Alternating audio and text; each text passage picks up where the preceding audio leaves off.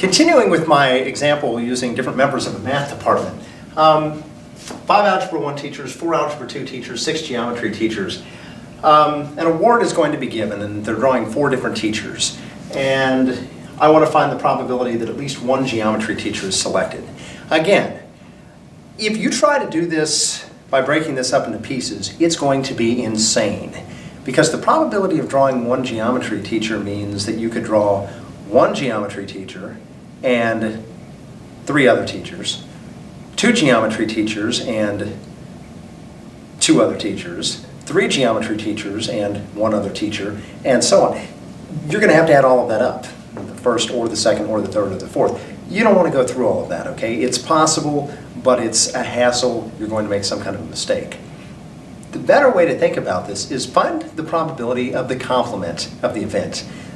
The opposite of drawing at least one geometry teacher would be to select no geometry teachers.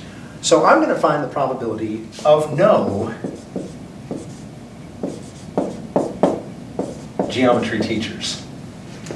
And I'm going to try to go from there.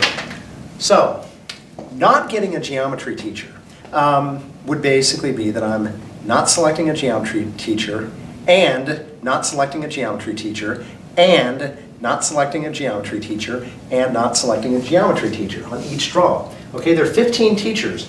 9 of them are not geometry teachers. So on the first draw, I have a 9/15 chance of not drawing a geometry teacher. After I've not drawn a geometry teacher, I have 8 teachers left out of 14 who aren't geometry teachers. And when I try to draw the next one, I have 7 out of 13 remaining teachers who are not geometry teachers. And I have 6 out of 12 remaining teachers who are not geometry teachers. Okay? Now, I could try to simplify this down a little bit. I could multiply all this out. I could get that probability. This is the probability of not selecting any geometry teachers. I can either select some geometry teachers or not select some geometry teachers. So once you get whatever this fraction works out to be, that's the probability of not having any. The probability of having some or not having some should add up to 1. So I can remove the probability of not having any geometry teachers from 1, and that'll leave the probability that I do select at least one geometry teacher. So in the end, it's going to be 1 minus this fraction that I get here.